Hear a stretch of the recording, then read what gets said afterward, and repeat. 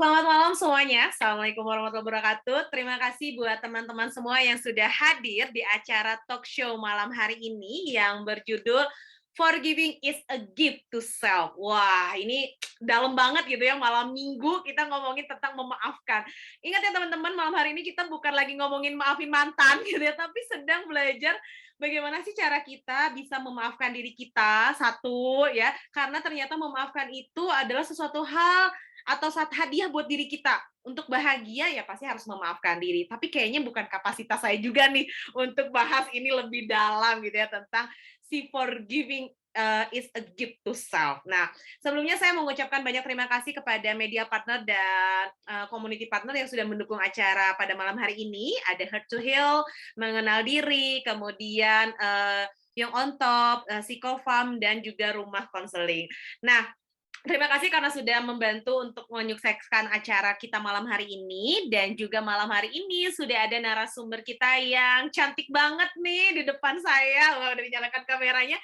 Ada Mbak Jovita Marlia Ferliana, MPSI psikolog atau biasa dipanggil Mbak Jovita. Selamat malam Mbak Jovita. Selamat malam Siva, apa kabar? Selamat malam juga ya buat teman-teman dan Sehat. adik-adikku yang terkasih pada malam hari ini. Aduh, Suara adik-adikku saya jelas? terkasih. Jelas Iya banget. dong, Jadi tadi Mbak jelas Jovita banget. tuh bilang sama aku, "Gelap nggak ya?" Gitu. Kalau lihat di lampu kamar redup nih. Duh, mohon maaf nih Mbak, lampu kamar redup aja udah cantik banget gitu, apalagi terang. Wah, kayaknya udah ngalahin aura-aura. Mungkin ini karena kebaikannya Mbak Jovita nih udah mau sharing malam hari ini bareng teman-teman yang ada di Love Yourself Indonesia di tengah kesibukannya. Jadi kalau misalnya teman-teman nggak tahu nih, Mbak Jovita tuh lagi ada kesibukan di Labuan Bajo. Jadi jauh dia. Jadi narasumber kita nih jauh ada di Labuan Bajo gitu ya. Tapi mudah-mudahan Mbak Jovita sehat terus dan terima kasih sudah mau berbagi energi positif malam hari ini bersama kita. Amin. Amin Terima ya Mbak ya. kasih Sifat. Nah, kayaknya nih teman-teman juga pada penasaran nih Mbak Jovita, atau misalnya ini siapa sih Mbak Jovita ini, kenapa followersnya bisa banyak banget gitu ya, kok mau gitu ya ngisi di LYS nih, kayaknya aku harus nge-share sesuatu deh, sesuatu nih ke teman-teman. Jadi, ini adalah profil yang super singkat, tapi kalau misalnya saya bacain CV-nya, wah kayaknya sejam kita habis nih bacain CV-nya. Jadi, teman-teman, ini adalah Mbak Jovita ya, percaya atau tidak, Mbak Jovita ini adalah ibu dari 3 orang anak. Bayangkan, seperti usia 20 tahun ya, tapi ternyata Mbak Jovita ini udah punya 3 orang anak. Wah, luar biasa banget. Berarti artinya mampu menjaga kesehatan fisik dan mental dengan cukup baik sehingga tetap bisa awet muda. Ini kayaknya nanti harus kasih tip nih ke kita, Mbak. Aduh jadi melayang nih saya bentar lagi nih. Tapi itu emang komplimen untuk Mbak Jovita. Nah, selain itu Mbak Jovita ini merupakan psikolog anak, remaja, dan keluarga, kemudian konselor juga, dan punya acara di DAI TV. Jadi teman-teman yang ada di daerah Jabodetabek atau misalnya teman-teman yang pakai TV satelit atau apa ya Mbak ya, bisa mengakses di DAI TV. Ini setiap hari apa nih Mbak kalau boleh tahu? Setiap hari Minggu jam 8 pagi. Nah, hari Minggu jam 8 pagi sambil rebahan nonton Mbak Jovita gitu ya. Jadi rebahannya jangan sampai jam 12, sampai jam 7 pagi aja gitu. Jam 8-nya nonton Mbak Jovita. Oke. Nah, ini ada ya acara parenting dan sudah mengeluarkan buku yang berjudul Diary Q&A untuk meningkatkan kemampuan berkomunikasi aktif anak di usia dini. Mbak Jo, jadi kalau misalnya pengen beli ini bukunya di mana ya? Oke, bisa beli di Tokopedia, bisa di Shopee, atau juga bisa langsung ke penerbitnya, atau juga bisa di DM Instagram ke saya. Wih, mantap ya. Jadi lengkap banget. Jadi nanti teman-teman kalau, ih kayaknya saya punya adik nih, kayaknya saya punya buat hadiah nih temen gitu ya, anaknya ulang tahun, kayaknya cocok juga ngasih hadiah buat orang tuanya gitu. Jadi bisa banget nih dikasih buku dari Mbak Jovita, karena Mbak Jovita konsennya adalah membahas tentang psikolog anak, remaja, dan keluarga. Kali ini, malam hari ini nih, kita akan bahas tentang memaafkan diri nih Mbak Jo. Ternyata memaafkan diri kayaknya bukan sama anak kecil aja ya, kita-kita aja nih masih susah buat memaafkan diri. Spoiler dikit dong nih Mbak Jo, kenapa sih ya saya pribadi nih, saya nih kadang suka menggerutu sama diri sendiri. Ya saya kurang hebat deh. Kayaknya teman-teman saya banyak yang lebih hebat deh ya. Atau misalnya, duh Sifat, kamu tuh belum bisa apa-apa, lihat dong teman kamu. Nah itu tuh sebenarnya salah satu bentuk saya saya nggak memaafkan diri saya nggak sih Mbak Jo kalau kayak gitu?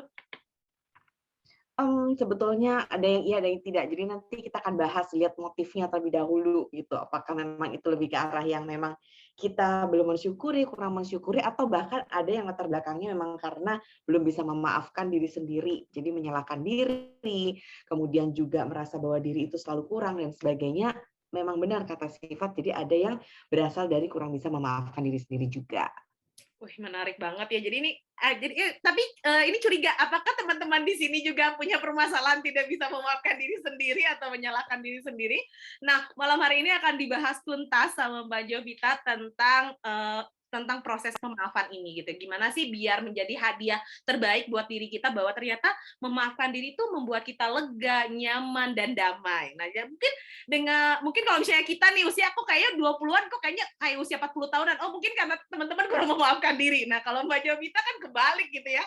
Wah, udah anak 3 tapi terlihat awet muda, wah berarti proses maintenance memaafkan diri atau maintenance mentalnya bagus nih. Nah, kita perlu banget nih belajar malam hari ini sama Mbak Jovita. Jadi buat teman-teman silakan disimak dan kalau teman-teman mau menyalakan kamera boleh banget gitu ya biar kita suasananya lebih hidup gitu ya dinyalakan kameranya. Dan seperti biasa nanti di akhir setelah Mbak Jovita memberikan materinya, kalau misalnya ada yang mau tanya boleh chat di kolom chat atau juga bisa langsung menyalakan kameranya. Sudah siap semuanya? Kita mau tes dulu suara nih Mbak Jo. Takutnya cuma kita berdua doang gitu di room ini ya. Oke, mau dong Boleh. jempolnya dong atau suaranya udah pada siap belum nih malam hari ini dengerin sesinya Mbak Jovita. Wah, udah ada Mbak Novita. Hai Mbak Novita. Oke, oh udah ada 2 orang nih. Yang lain 3 orang udah siap. Oke, 4 orang udah siap nih menyimak Mbak Jovita. Ada lagi?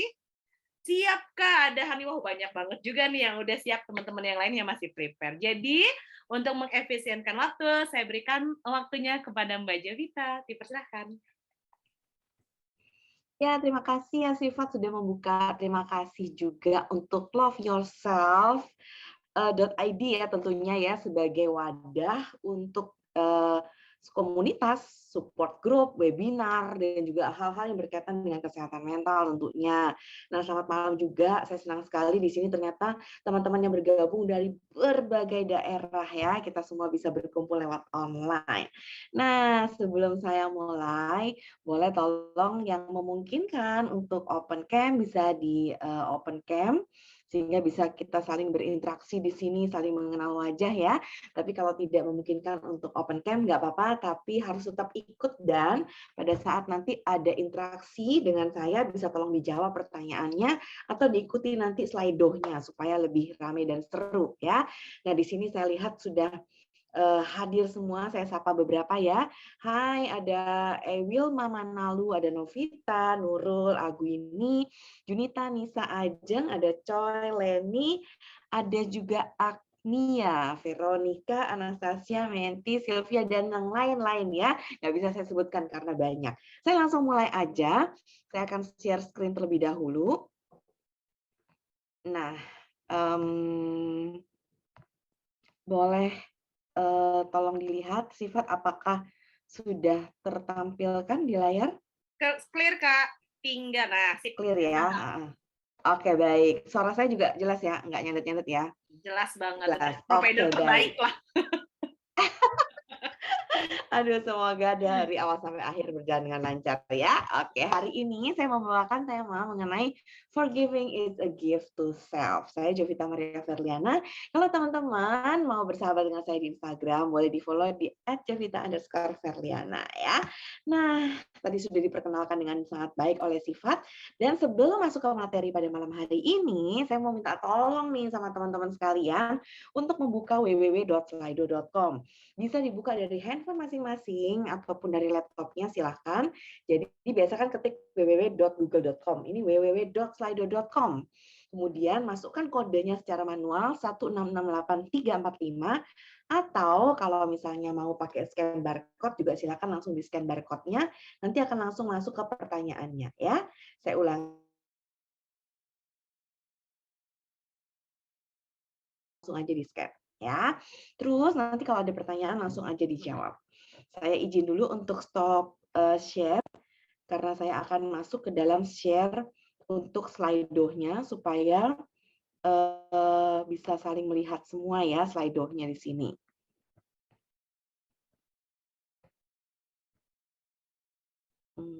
Oke, saya masukkan Slido-nya dulu.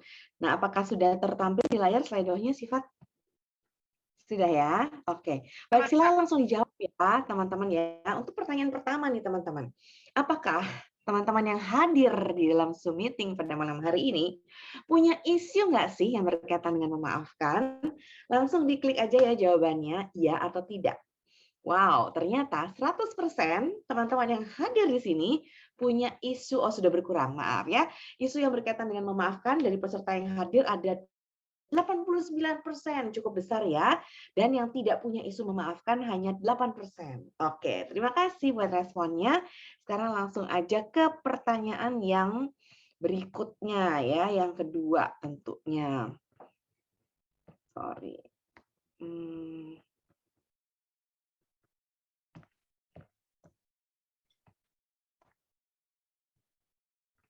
Bentar ya, kenapa ini tidak bergerak dia?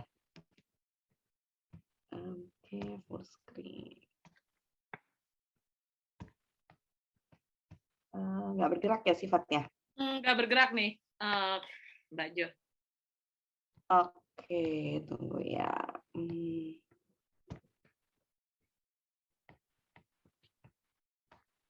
Waduh, ternyata ya zombie kita nih muncul. Yang kedua. Nah, ya. Yang kedua adalah, kelihatan ya, yang kedua, sorry. Sulit memaafkan yang ada tersebut berkaitan dengan hal apa? Silahkan.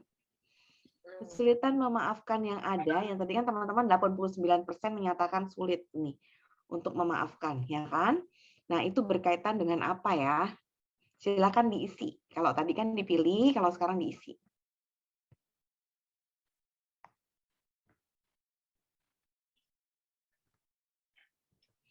Oke, sudah ada yang jawab di sini, ada yang menjawab kurang mampu bersaing, kegagalan diri sendiri, kesalahan di masa lalu. Oke, berkaitan. Jadi ada di sini ada yang berkaitan sama diri sendiri. Wah, mayoritas berkaitan sama diri sendiri ya, tentang pengambilan keputusan, kegagalan, apresiasi diri, dan keputusan yang pernah diambil, kemudian sering malas. Oke, baik. Ini berkaitan dengan diri semua. Ya, oke. Kalau gitu langsung aja yang ke berikutnya. Nah, apakah hal itu menyiksa kalian nggak sih hingga saat ini? Wah, ternyata 100% menjawab iya, menyiksa ya. Dan pertanyaan yang terakhir, apa yang ingin Anda lakukan? Kan tadi merasa bahwa sulit memaafkan diri, terus kemudian menyiksa, iya 100% menyiksa. Apa yang ingin Anda lakukan dengan hal tersebut? Kan menyiksa nih. Nah, apa sih upaya kalian supaya bisa terbebas dari rasa menyiksa karena kurang bisa memaafkan tersebut? Ya, di sini ada yang masuk jawaban ya. Wah, pindah planet. Waduh, jauh banget ya. Jangan pindah planet, nanti kita nggak bisa ketemu loh ya. Terus kemudian berdamai dengan diri sendiri, lebih mengenal diri, belajar menerimanya, self acceptance ya. Bingung mau ngapain? Berdamai dengan keadaan, santet kali ya. Waduh, jangan sampai disantet ya orangnya ya. Terus belajar ikhlas, menambah skill dan juga belajar memaafkan. Baik, terima kasih ya buat responnya ya. Nah, sekarang saya tutup dulu stop share untuk yang Slido dan kita langsung mulai aja ke materinya. Makasih loh buat teman-teman yang sudah merespon, saya senang banget atas responnya ya. Jadi kesimpulan dari Slido yang tadi sudah teman-teman isi adalah satu, sebagian besar dari peserta hadir yang malam hari ini hadir punya isu tentang memaafkan. Terus kesimpulan yang kedua adalah paling besar berkaitan sama memaafkan diri sendiri, tapi ada juga yang berkaitan dengan memaafkan orang lain. Kemudian yang berikutnya adalah memang merasa sangat sulit dan menyiksa hingga saat ini, dan sudah ada upaya yang dilakukan untuk berusaha memperbaikinya ya. Nah, kita akan belajar bareng-bareng yuk pada malam hari ini. Nah, teman-teman, sebelum masuk tentang memaafkan itu apa sih ya? Kita bahas dulu secara pengertiannya nih.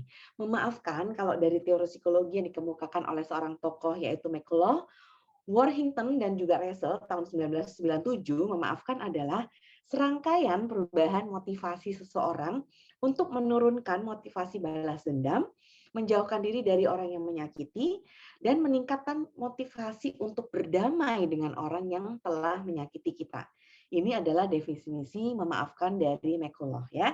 Tentunya kalau teman-teman mungkin punya literatur dan baca-baca lagi, ada juga tokoh-tokoh yang lain yang punya pengertian yang kurang lebih berbeda, tapi kalau kita intisarikan kurang lebih sama juga ya. Nah, kalau kita lihat di sini teman-teman, perilaku memaafkan itu bisa kita lihat dari dua perspektif. Jadi ada yang berkaitan dengan memaafkan diri sendiri, ada juga yang antar pribadi atau orang lain. Nah, kalau dalam diri sendiri itu biasa kita kenal dengan self forgiveness. Kalau antar pribadi atau dengan orang lain kita kenal dengan istilah other forgiveness. Nah, memaafkan orang lain, contohnya misalnya orang lain berbuat kesalahan, pernah kemudian berkata-kata kasar kepada kita, menyakiti kita dan sebagainya. Kalau berkaitan sama self forgiveness, tadi seperti yang teman-teman sudah data ya di Slido, jadi mungkin kita pernah berbuat kesalahan, kemudian kita nggak bisa memaafkan diri sendiri, atau tadi yang seperti sifat katakan, kita selalu merasa kurang, dan akhirnya kita tuh nggak pernah bisa bersyukur, kita selalu merasa selalu harus nge-push kita lagi, dan kita merasa bahwa contohnya ya, misalnya contohnya kita mau istirahat aja ngerasa bersalah sama diri sendiri karena ngerasa nggak produktif dan sebagainya, itu bisa berakar dari self forgiveness ini atau perilaku memaafkan terhadap diri sendiri. Ada isu-isu yang berkaitan dengan hal tersebut. Nah, kalau kita lihat, kenapa sih malam hari ini kita mempelajari tentang memaafkan? Memang penting ya memaafkan. Nah, kalau kita lihat, ini penting banget nih teman-teman. Karena tadi sudah di sounding juga ya sama teman-teman di Slido, dan juga teman-teman pasti setuju banget bahwa setiap orang, entah teman-teman yang hadir dalam webinar ini ataupun teman-teman yang di luar sana, itu pasti pernah punya pengalaman disakiti atau dicemooh, diabaikan, dihukum baik mungkin oleh orang tua, guru, teman, kemudian disingkirkan, dihina, dikhianati, direndahkan, atau bahkan tidak diinginkan. Nah, jadi pasti ada perasaan-perasaan luka di dalam diri kita yang berkaitan dengan orang lain atau juga berkaitan dengan diri kita sendiri. Dan itu semua meninggalkan yang namanya luka batin atau juga luka trauma yang kita bawa sampai saat ini. That's why makanya tadi teman-teman bilang bahwa iya nih menyiksa banget nih rasanya ya, karena berarti lukanya itu masih ada nih di dalam. Nah, mulai malam ini nanti kita sama-sama ya belajar gimana sih caranya kita bisa mengikhlaskan itu semua. Ya. Nah, sebelumnya tapi kita mau lihat dulu bahwa apa sih yang dihasilkan dari memaafkan. Nah, memaafkan itu teman-teman akan menghasilkan hal-hal berikut ini. Yang pertama, pastinya ada emosi positif. Mengikhlaskan, merelakan dari yang tadi menyiksa mungkin, kemudian merasa tertekan, merasa kemudian ada yang mengganjal. Nah, setelah memaafkan akan merasa lebih lega, lebih legowo, lebih bisa kemudian berdamai, lebih bisa nyantai dan sebagainya. Jadi yang dirasakan adalah pastinya emosi positif. Nah, yang kedua adalah timbulnya kesadaran dalam diri kita atau insight dalam diri. Contohnya misalnya, oh, mungkin dia dulu digituin sama orang tuanya. Oh, mungkin dia adalah korban dari kekerasan waktu itu. Sehingga kemudian tanpa sengaja ini terinternalisasi dalam dirinya dan dia melakukan itu ke saya misalnya ya. Jadi ada kesadaran dalam diri sendiri. Atau berkaitan sama diri kita juga bisa. Oh, mungkin pada saat itu saya lagi capek atau saya lagi sensitif. Kalau di sini cewek-cewek lagi PMS. Nah, sehingga pada saat kemudian dikatakan seperti itu kayaknya nusuk banget nih di saya. Jadi ada kesadaran dalam diri. Nah, berikutnya adalah menghasilkan juga potensi. Karena dengan kita memaafkan, kita tahu bahwa ternyata kita itu punya potensi yang lebih besar daripada yang pernah kita pikirkan sebelumnya. Kita tadinya merasa bahwa kayaknya nggak mungkin aku bisa memaafkan. Kayak ini begitu menyakitkan buat aku. Kayaknya aku begitu menderita. Tapi begitu kita selesai dengan semua itu dan kemudian memaafkan, kita merasa bahwa oh iya ya, ternyata bisa loh. Nah, ini adalah potensi yang kita dapatkan dari diri kita. Nah, berikutnya ada satu kekuatan yang terintegrasi dalam diri kita, dan akhirnya itu bisa kita sadari setelah kita melalui proses memaafkan. Berikutnya adalah kita bisa menyelesaikan masalah tentunya, ya. Misalnya contohnya dengan cara apapun nih, apakah dengan menghadapi orang yang secara langsung, atau kemudian dengan mengirimkan surat, atau kemudian dengan mengikhlaskan tanpa harus bertemu dengan orangnya, apapun itu adalah bentuk dari coping stress atau penyelesaian masalah. Dan yang terakhir, memaafkan itu menghasilkan resiliensi. Resiliensi ini adalah kekuatan balik ya. Jadi kalau kita main basket, dribble bola, kan ada pantulan nih dari bawah tuing ke atas.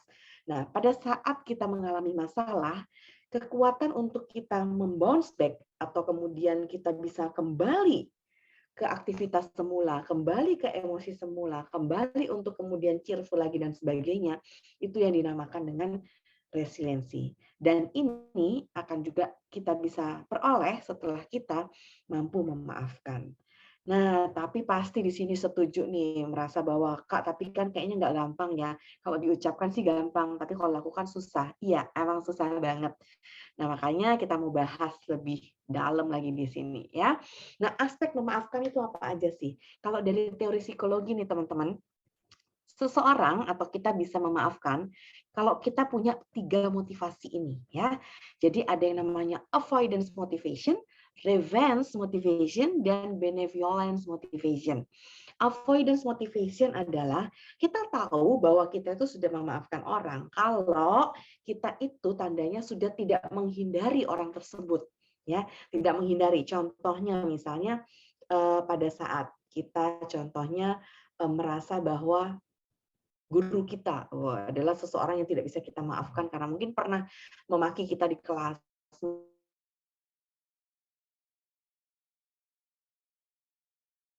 menemui guru tersebut misalnya kita bisa menyapa bahkan, "Selamat pagi Pak," walaupun kita ngerasa dendam, tapi kita bisa menyapa itu berarti ada dalam diri kita yang sudah bisa legowo dan bisa mulai memaafkan. Nah, kemudian yang kedua adalah revenge motivation. Kita juga bisa kita katakan atau kita nilai bahwa kita sudah memaafkan kalau kita sudah tidak punya dendam lagi sama pihak yang bersangkutan. Tidak punya dendam, artinya kita tidak ingin membalas perilaku mereka. Contohnya misalnya pada saat kita dikata-katain sama teman ya. Nah, kalau kita sudah memaafkan, mengikhlaskan berarti tandanya adalah dalam hal revenge motivation kita tidak membalas dia dengan perbuatan yang menyakitkan misalnya. Nah, kemudian yang ketiga adalah aspek memaafkan yang terakhir, kita tahu bahwa kita sudah memaafkan dari segi benevolence motivation adalah pada saat kita bisa bahkan berbuat kebaikan terhadap orang. Nah, emang susah ya ini ya. Nah, tapi ini adalah tanda-tanda bahwa kita sudah memaafkan. Nah, teman-teman, setuju banget kalau yang dinamakan memaafkan itu nggak pernah mudah. Bahkan ada dari teman-teman yang mungkin merasa punya luka batin, dendam, ataupun apapun itu dengan orang lain atau diri sendiri dari masa kecil, dan sampai sekarang masih belum selesai. Tapi nggak apa-apa teman-teman ya. Kenapa? Karena di dalam memaafkan, nggak pernah kok ada deadline-nya. Jadi nggak pernah ada kata kamu harus memaafkan dia sekarang. Nggak pernah. Dan kita nggak boleh ngejudge orang juga, misalnya ngejudge teman atau siapapun kalau memang dia belum bisa memaafkan seseorang lain dalam hidupnya. Kenapa? Karena setiap orang emang punya batas sendiri-sendiri dan juga kita nggak pernah tahu bahwa pada saat orang itu tersakiti seberapa dalamnya mengena di dalam hatinya.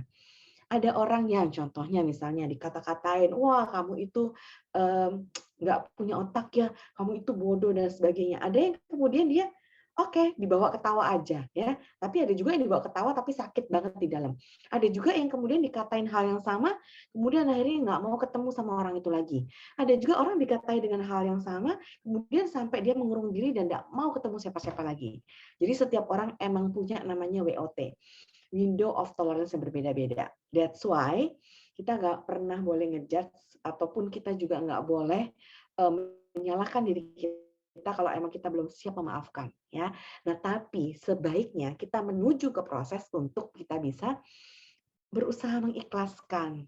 Kenapa? Kita akan bahas setelah ini ya. Tapi di sini dicamkan dulu bahwa nggak pernah ada deadline. Jadi nggak boleh tuh misalnya atau nggak bisa kita pada saat misalnya kemarin disakiti sama orang, terus hari ini kita bilang aku harus memaafkan dia hari ini juga. Kalau enggak aku berdosa, kalau enggak aku bersalah. Enggak. Take your time.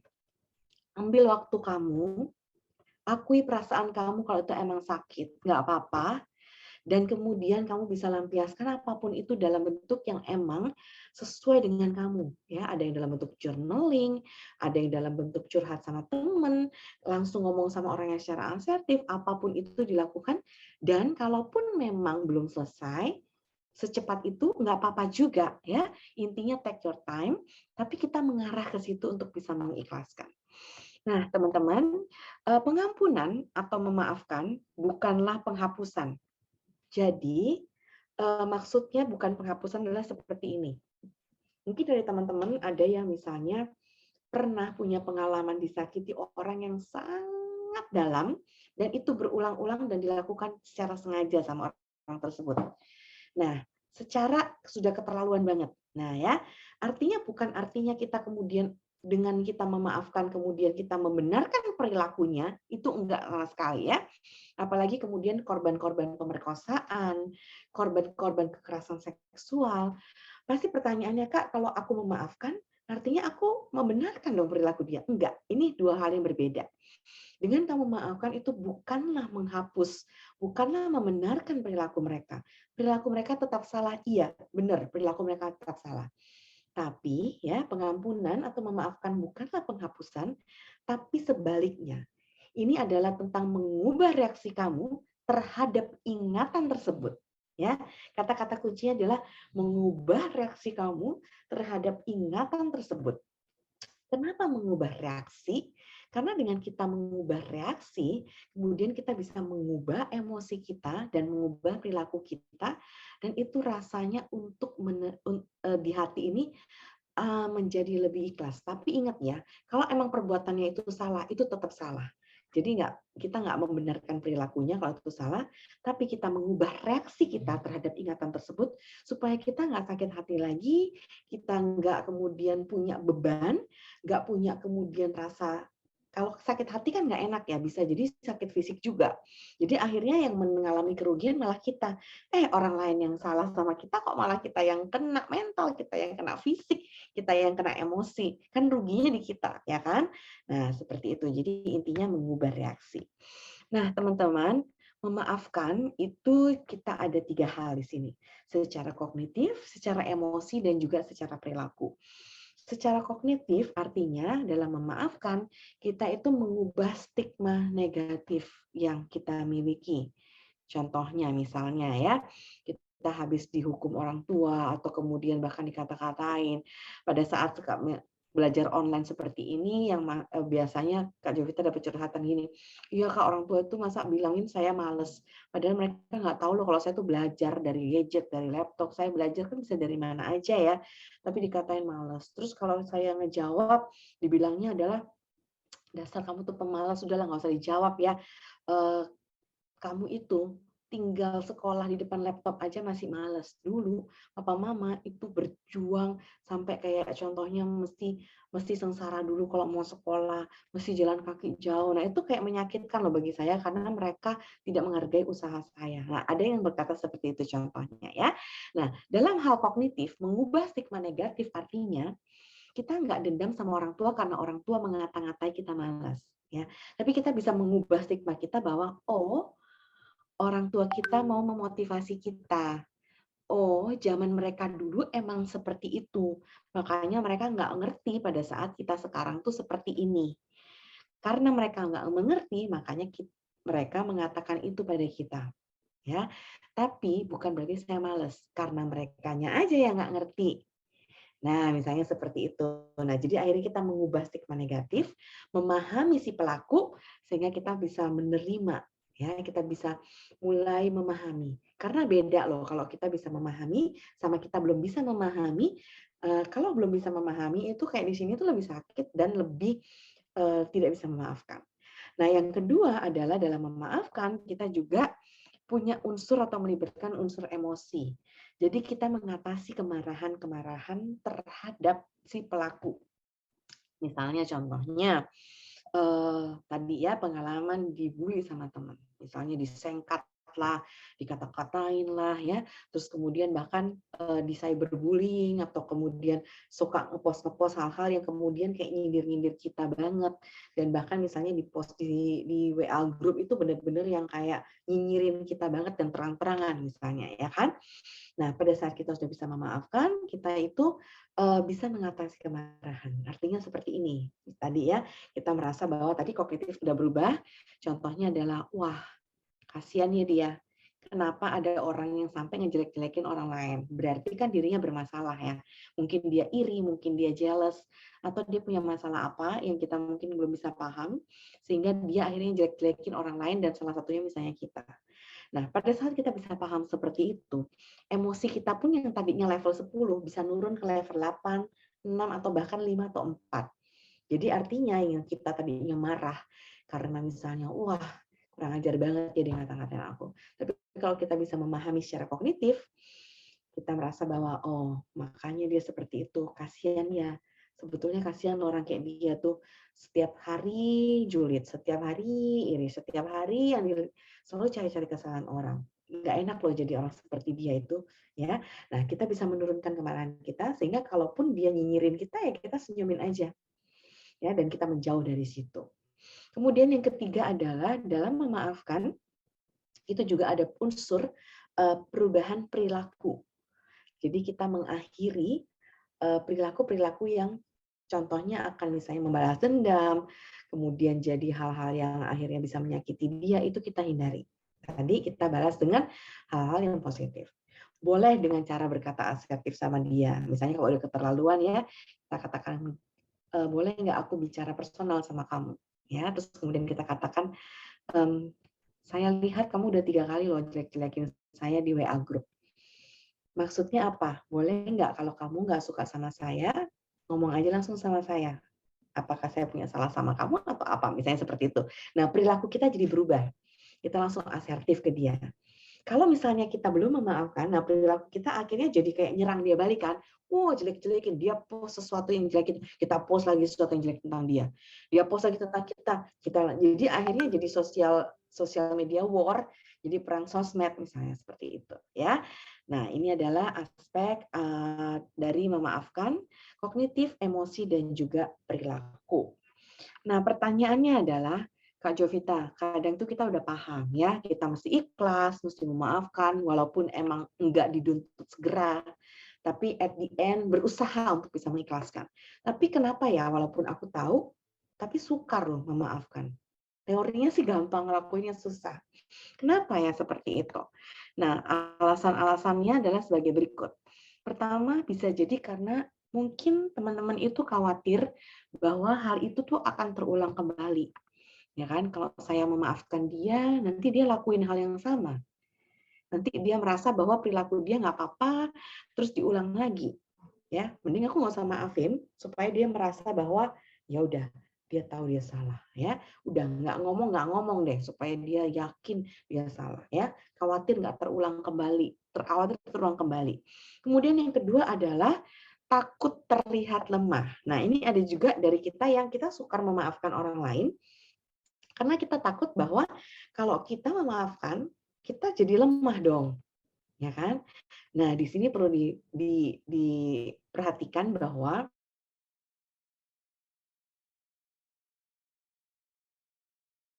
dengan memaafkan orang lain itu berarti kita kuat.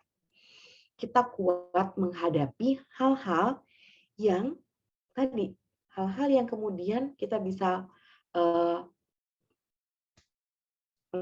melepaskan diri dari kekangan, ketidakenakan hati kita. Kemudian kita bisa menunjukkan pada si pelaku bahkan, nih kamu tuh udah jahat, tapi aku tetap baik loh sama kamu. Itu tuh sebetulnya kalau kita bilang pukulan, itu pukulannya malah lebih kencang loh.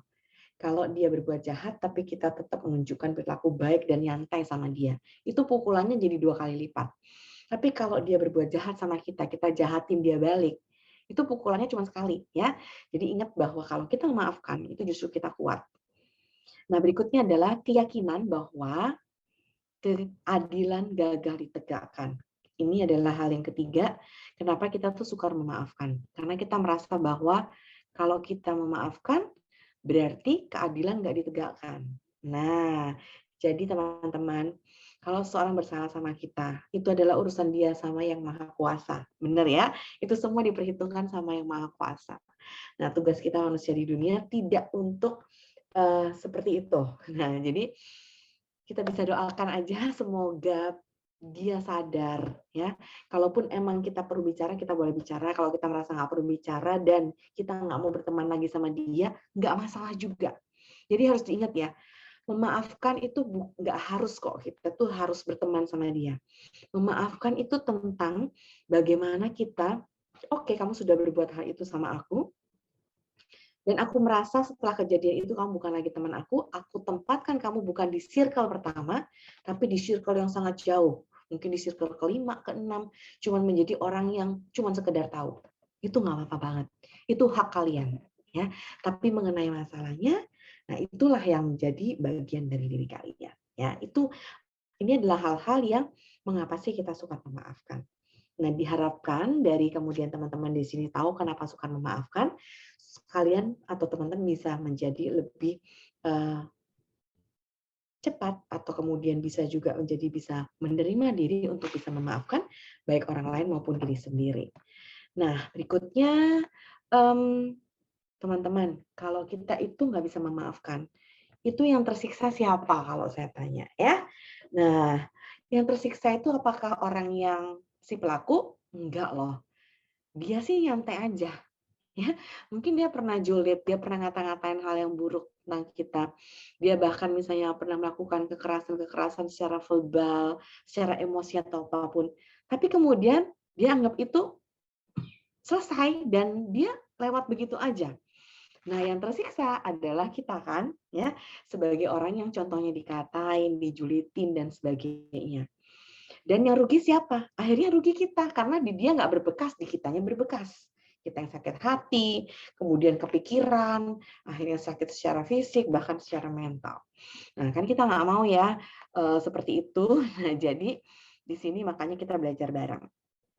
Nah, teman-teman, membuat kita penuh dengan amarah, menjadi dingin, bersifat keras, penuh dengan kepahitan dan kebencian. Itu adalah salah satu dari hal yang menyiksa kita.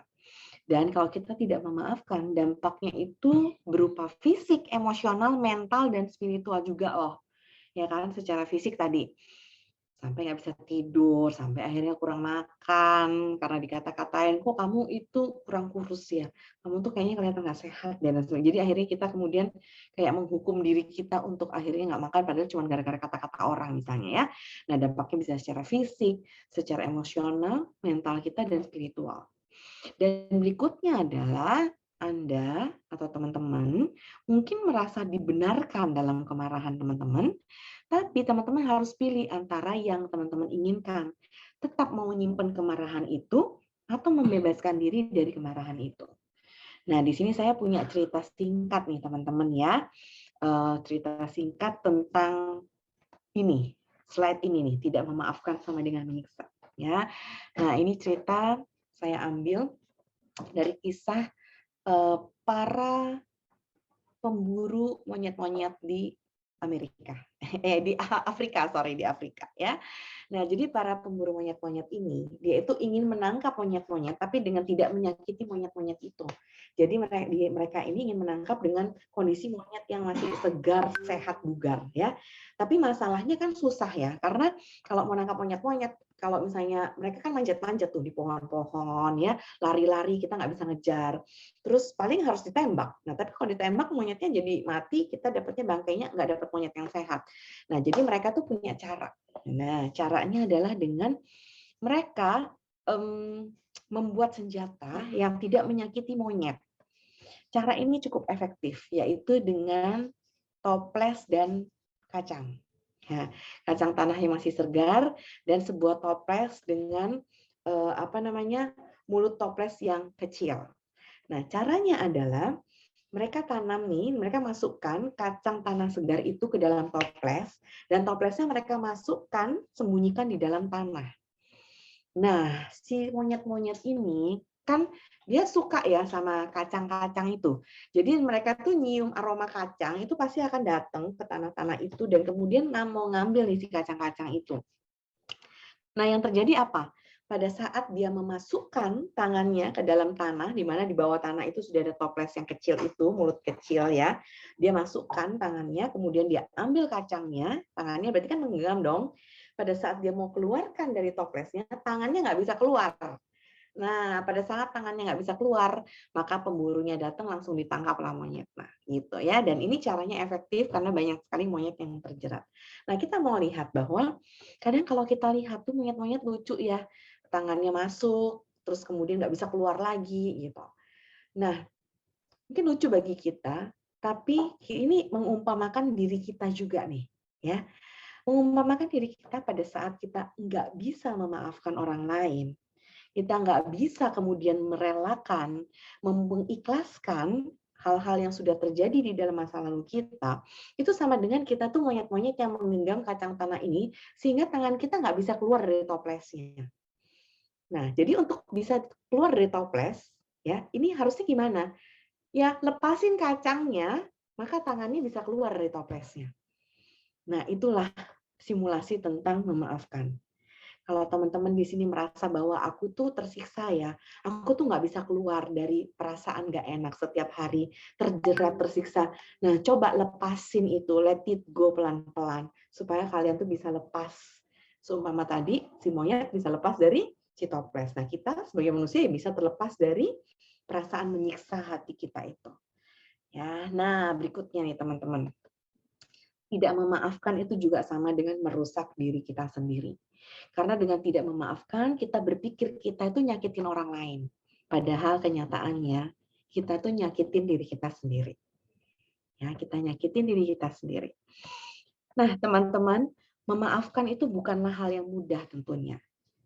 Saat kamu terluka oleh seseorang, memaafkan mereka bukanlah hal yang mudah untuk dilakukan. Dan ini iya, saya setuju banget. Ya. Nah, belum tentu juga tuh kalau misalnya kita tuh berkata sama orang, saya memaafkan kamu. Terus kemudian maka saya langsung sembuh gitu? Enggak. Ingat bahwa memang ada luka yang itu nggak ada deadline-nya tadi saya bilang ya. Terus kenapa dong Kak Jovita saya perlu memaafkan? Nah, karena dengan memaafkan itu akan membebaskan kamu. Percaya deh teman-teman, saat misalnya kalian berkata, ya, saat kita berkata, aku memaafkan kamu, itu artinya apa? Artinya adalah saya tahu yang kamu lakukan dan itu nggak benar, itu nggak baik dan itu emang salah. Tapi saya nggak mau menahan diri untuk hal itu. Saya bisa menyembuhkan diri saya sendiri dan saya nggak membutuhkan apa-apa dari kamu. Ya, nah ini dalam banget nih artinya. Jadi dari kata-kata memaafkan itu sebetulnya adalah let it go kita. Jadi kitalah yang ke heals. Jadi dengan kata-kata seperti tadi ya, saya nggak butuh apa dari kamu. Artinya kan saya terlepas dari kamu. Jadi ingat tadi dari kacang-kacang kita bisa melepaskan.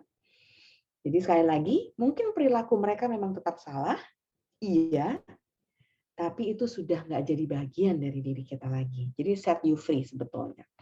Nah, ada 4 tahap memaafkan nih teman-teman. Yang pertama adalah uncovering phase atau fase uncovering. Yang kedua adalah fase decision. Ketiga fase deepening. Dan yang keempat adalah fase work. Nah, uncovering phase itu artinya adalah pada saat kita pertama kali dilukai orang, ya, entah dalam bentuk apapun itu. Nah, kemudian kita merasakan adanya suatu kemarahan. Ada yang marah, ada yang kemudian langsung dengki, dendam, atau ada justru yang kemudian jadi minder, merasa bahwa nggak percaya diri, ngerasa bahwa perasaan-perasaan tadi ya, emosi-emosi negatif dalam diri kita, itu adalah berada di dalam fase uncovering. Adanya keluar emosi-emosi pada saat kita terpapar sama hal-hal yang membuat kita nggak enak tadi yang dilakukan oleh orang lain atau dilakukan oleh diri sendiri, itu juga bisa ya uncovering. Nah, fase yang kedua setelah kita merasakan emosi itu, kemudian pasti kita akan merasa nggak enak. Nah, di decision phase atau fase decision, ini kita mulai berpikir nih. Jadi tadi tingkatannya di emosi ya, di amigdala.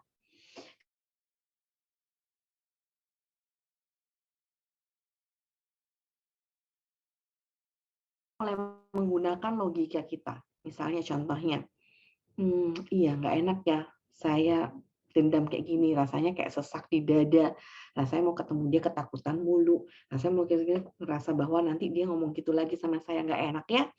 Decision phase di sini kita mulai memutuskan bahwa aku mau melepaskan ini nggak ya? Aku mau maafin dia nggak ya? Aku mau merelakan nggak ya? Nah, itu ada di decision phase. Nah, kemudian yang ketiga masuk ke deepening phase atau fase deepening. Ini adalah fase di mana kemudian kita mulai menggunakan cara dalam otak kita untuk bisa memahami perilaku dia. Kenapa ya dia seperti itu? Apa yang salah ya sama dia? Ya. Nah, kita memahami. Jadi sudah mulai ada unsur kita mencari bahwa ini bukan tentang kita loh. Ini tentang dia loh. Kalau di teman-teman sekolah, SMP, SMA, saya selalu bilang loh kalau pada saat pertanyaan-pertanyaan yang muncul, kenapa ya Kak ya teman saya begini, kenapa ya mesti begitu? Saya selalu katakan, menurut kamu kalau dia melakukan itu, dia bermasalah nggak? Iya. Ya udah, yang bermasalah dia, bukan kamu, ya. Jadi kamu jangan terkena, gitu.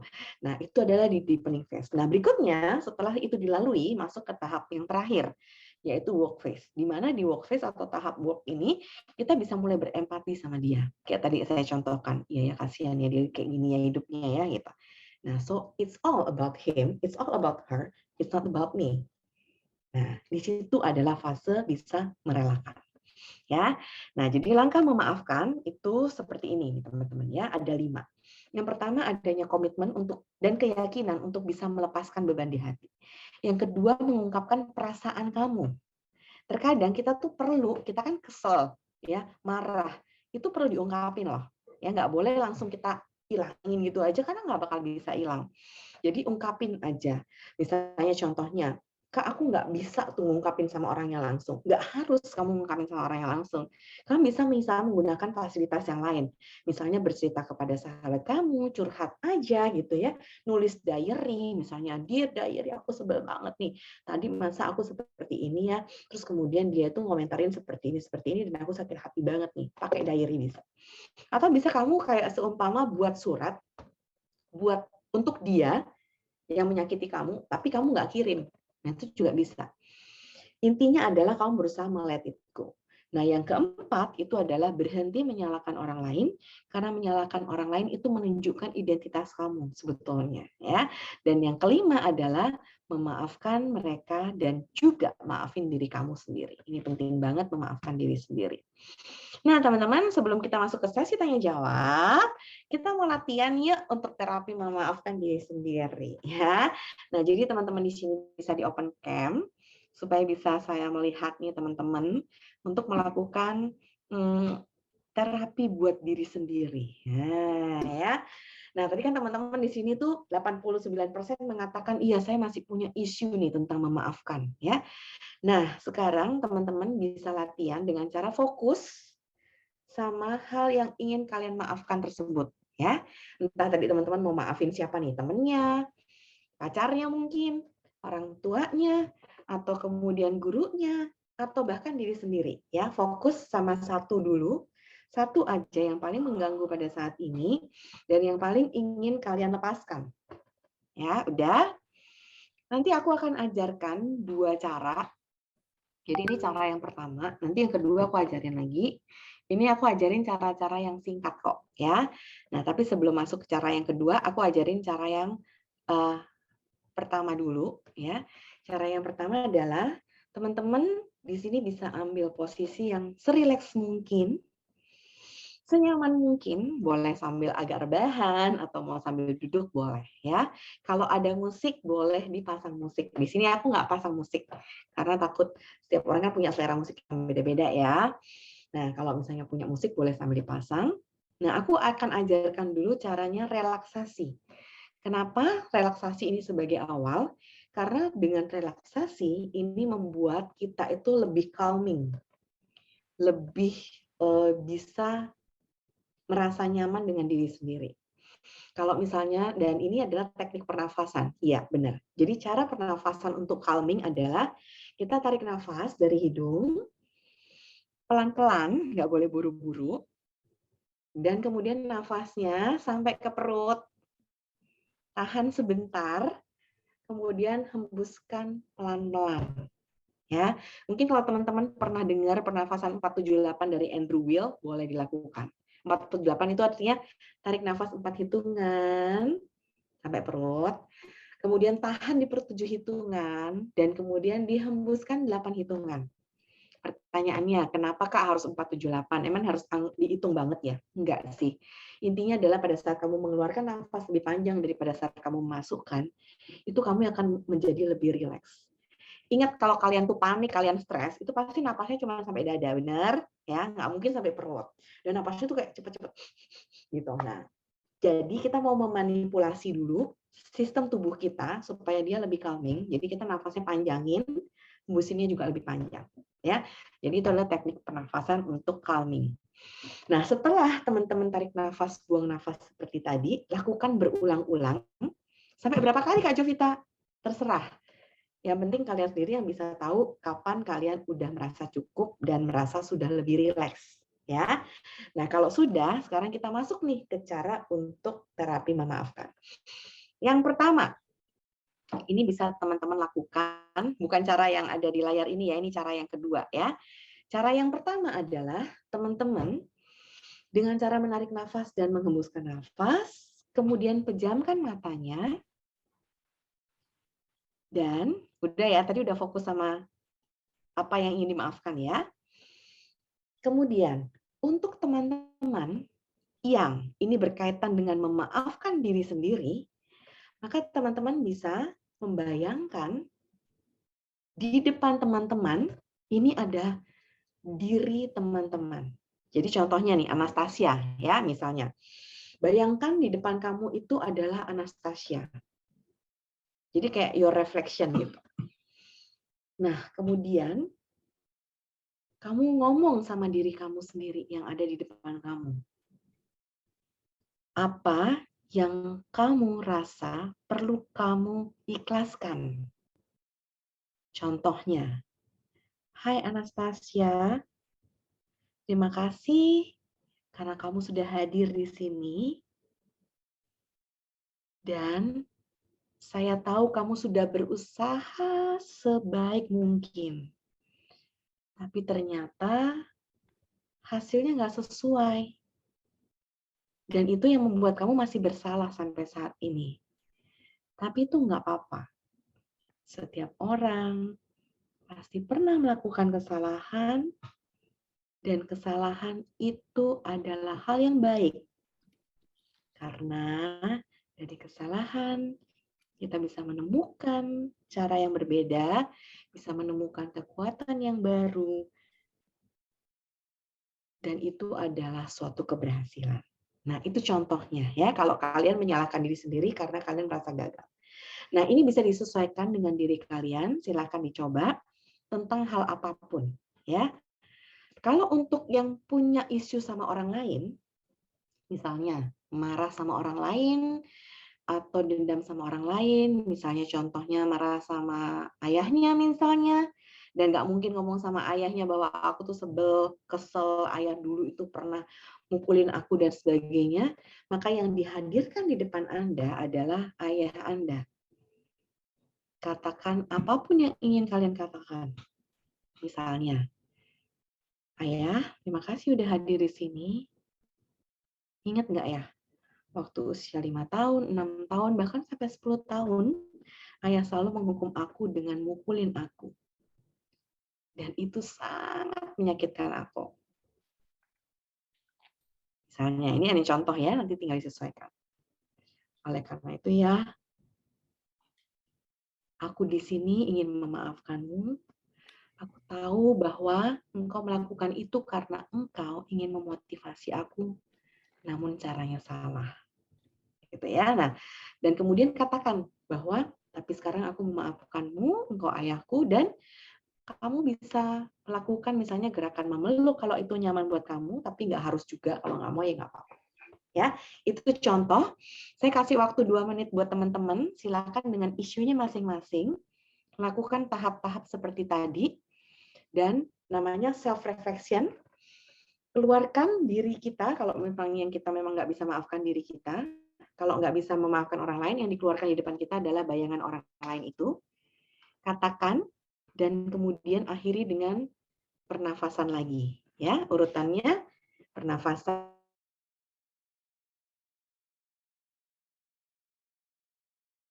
Silakan teman-teman lakukan, saya kasih waktu 2 menit.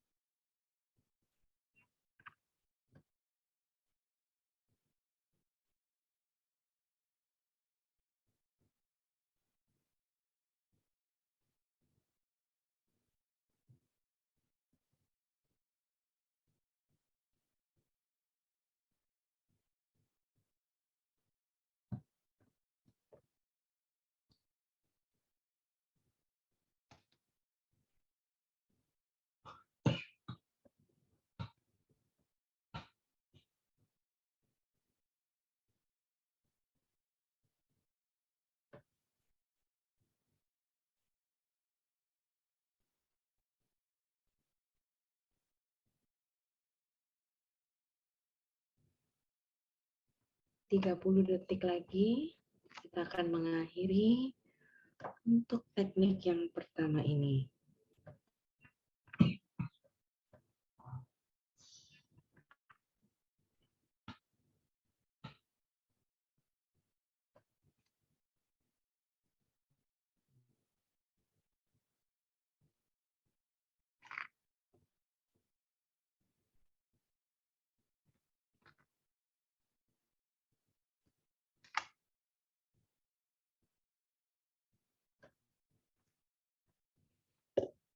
Oke, baik, mulai persiapkan untuk mengakhiri teknik yang pertama. Dan tarik nafas panjang.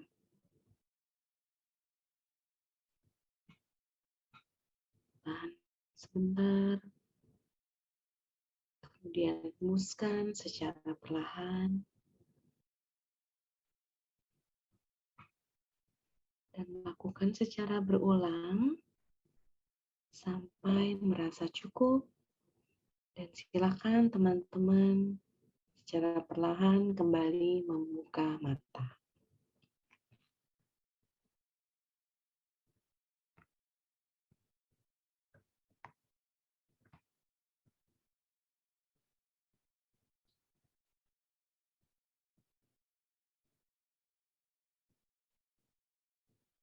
Oke, baik. Terima kasih teman-teman ya.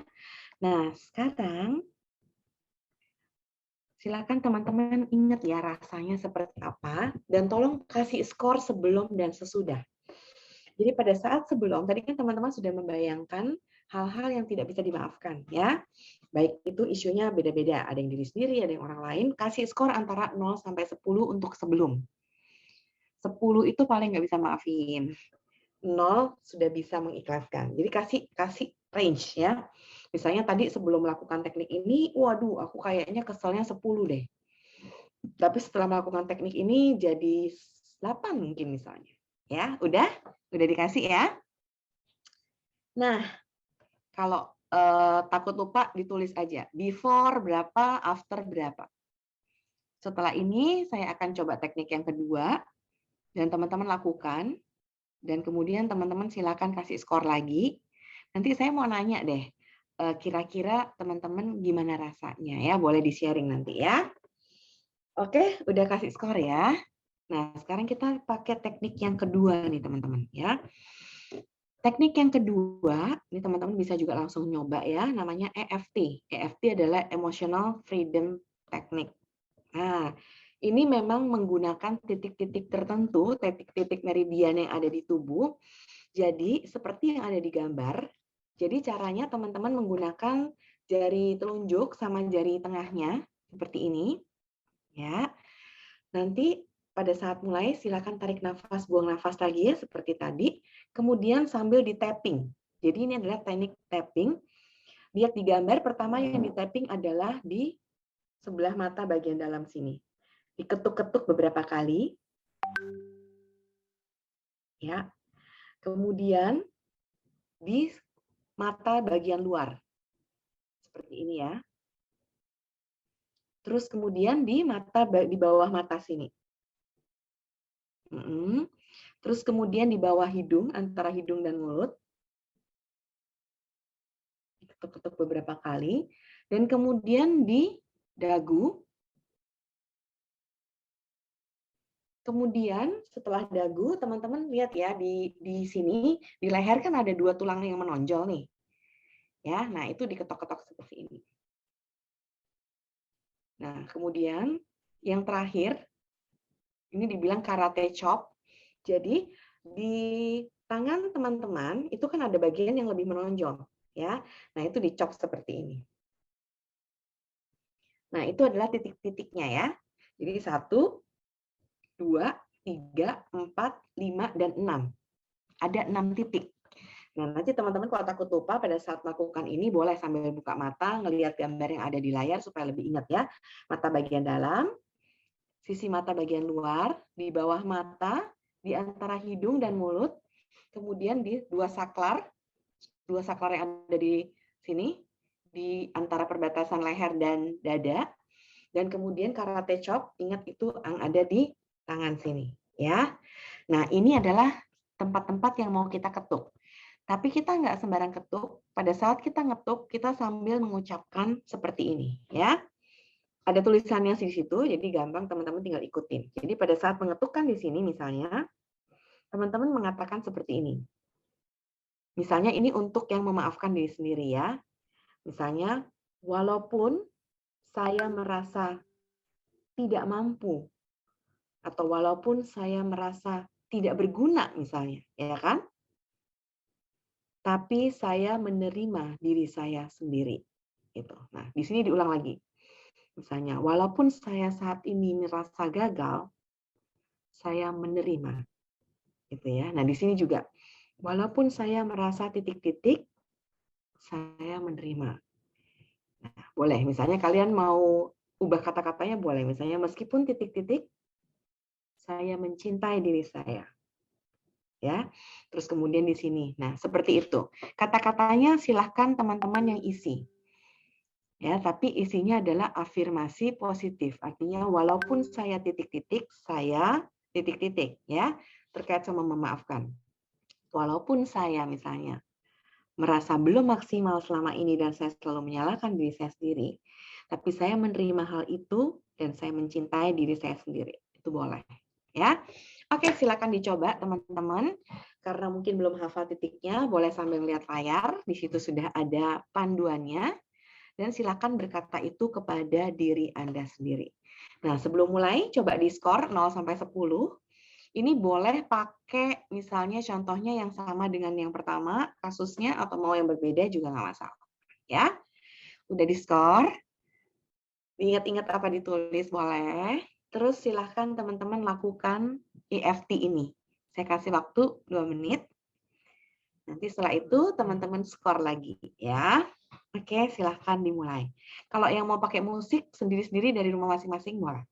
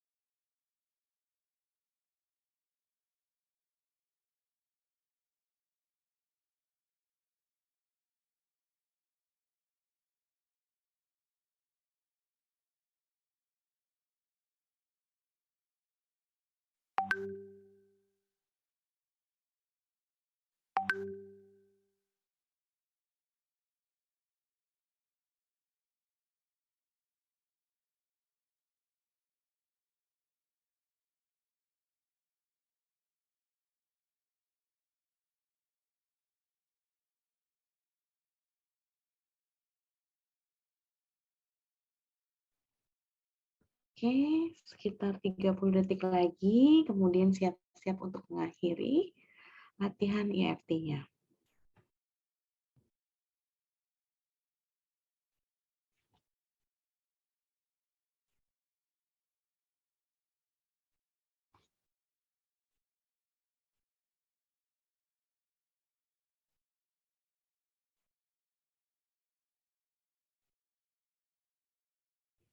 Oke, bisa tarik nafas panjang dan hembuskan kembali.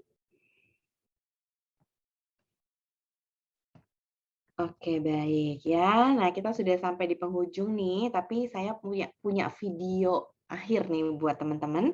Tapi sebelum saya setelkan video, boleh dong saya minta dari teman-teman di sini siapa yang mau satu orang untuk sharing nih apa sih yang dirasain dari latihan yang tadi dan lebih suka yang cara yang mana nih? Yang pertama atau yang kedua? Silakan. Siapa yang mau?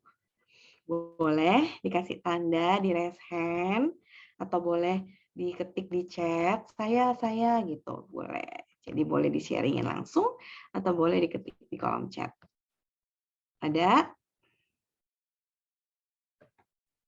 Ada kemana ya ini? Ayo yang teman-teman, ada yang mau sharing? Mbak Sylvia mungkin atau Mbak Mita? Ayo nih, kita Nah, ya boleh tuh. penasaran. Penasaran mana sih? Tadi siapa Mbak Sylvia ya? Iya, coba Mbak Sylvia, mana nih Mbak Sylvia?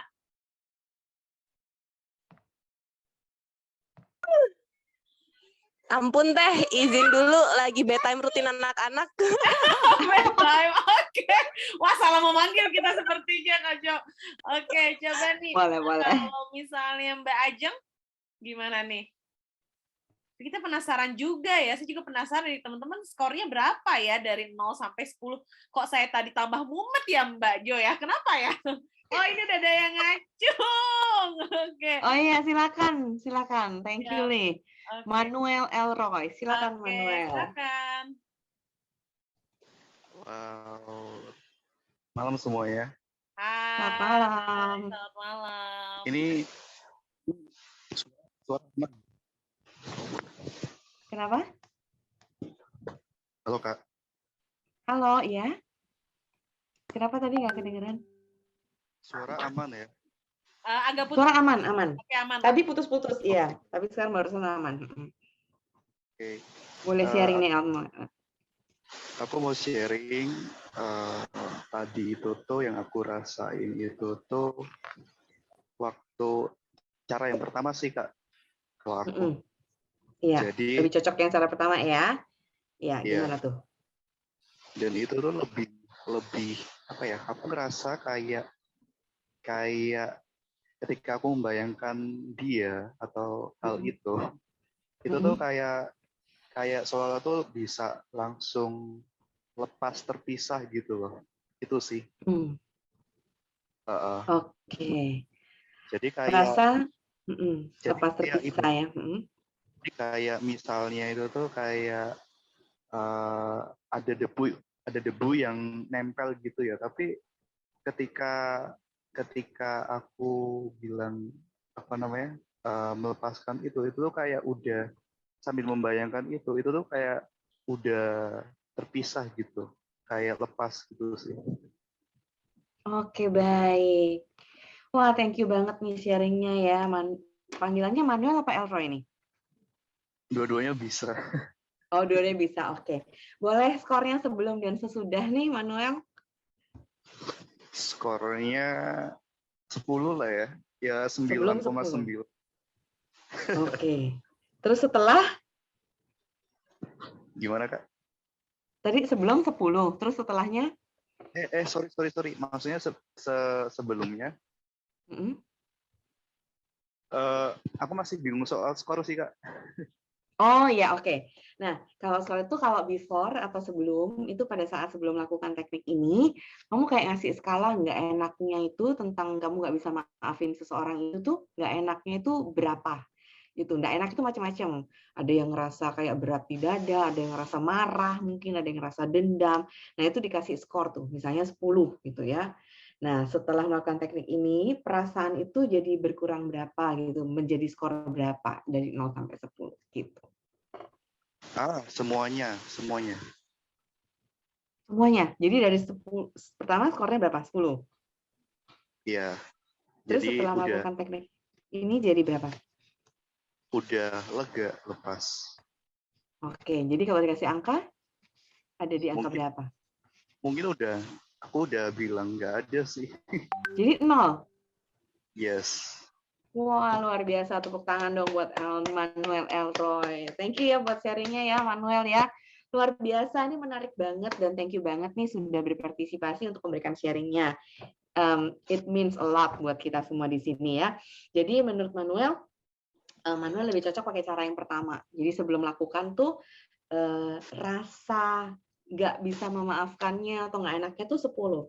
Terus setelah melakukan teknik yang pertama ini menjadi berkurang dan itu habis banget jadi 0 ya. Nah, tadi yang dikatakan oleh Manuel adalah ketika membayangkan si dia katanya ya. Nah, terus kemudian pada saat melakukan teknik yang tadi refleksi diri dia ada di depan, itu merasa kayak semacam ada perasaan yang sudah lepas dan terpisah. Jadi tadi menarik, Manuel Erloy di sini mengatakan diumpamakan ada debu nih yang nempel, ya kemudian nempel di kulit, kemudian akhirnya tiba-tiba bisa kayak terpisah atau terlepas si debu itu. Nah, thank you banget ya Manuel ya. Ini adalah pengalaman yang amazing banget. Nah, semoga Ya, bisa thank you juga Kak Jo. membantu iya dan bermanfaat ke depannya lagi. Thank you banget Manuel Elroy ya. Iya. Nah, teman-teman, mungkin karena keterbatasan waktu, sayang banget nih padahal kalau waktunya panjang, boleh nih teman-teman sharing satu-satu karena kayaknya pada interest banget ya buat men-sharingkan pengalamannya seperti Manuel Elroy. Nah, tapi nggak apa-apa nih teman-teman, nanti bisa saling sharing sesama teman-teman sendiri ya, atau boleh nih nanti dibuka forum lagi nih di Love Yourself ID ya, bisa untuk men-sharingkan pengalamannya. Thank you banget. Nah, sebelum sesi Q&A, saya mau putarkan video, semoga ini menjadi bisa merangkum nih semua pembicaraan kita pada hari ini ya. Ini videonya. Suaranya terdengar apa enggak? Ntar kasih ini respon aja ke saya. Bentar.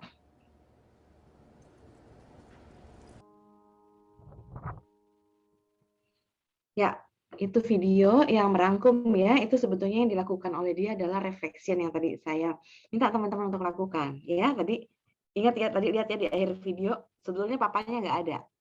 Tapi dia mengungkapkan itu karena dia begitu sakit hati dia mengungkapkan tapi papanya nggak ada, tapi dia merefleksikan ada di situ. Ya, dan tadi sudah kata-katanya adalah emang nggak bakal bisa ngubah masa lalu, tapi itu bisa enlarge your future.